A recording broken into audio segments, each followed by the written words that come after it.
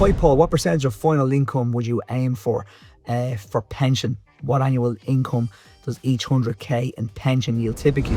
It depends on how you draw down your pension. There's a number of options when you draw down your pension. So given a kind of 100k pension pot, typically speaking, you're looking at about 5%. So there's two ways to draw your pension. You just say you had €100,000. You can sell that €100,000 to a life company and they'll give you what's called an annuity. Typically speaking, in between about 3.5%, 4%, up to 6%, depending on what age you are, and also depending on how healthy you are or how healthy you are not.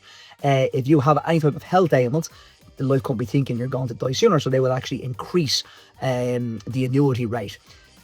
That option is not usually the best in our opinion, because with the annuity, when you die, typically speaking, the pension will die with you. You might be able to put a piece on for your spouse if you have one, but it will reduce your overall income when you're alive as well.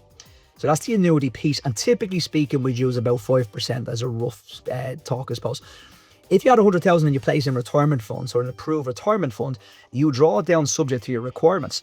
So if you were someone that was 65 and you had a state pension and you were saying, look, I would love to spend this money between 65 and 75 because I'm going to be healthier, typically speaking, I'm going to be able to travel a bit more, you could draw down 10,000 or 10% a year. You pay income tax on it, but you can pull down, and you'll pay income tax annuity as well, but you can pull down more in the ARF.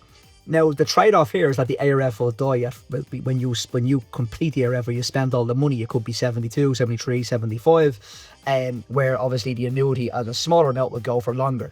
So it's a case by case for clients.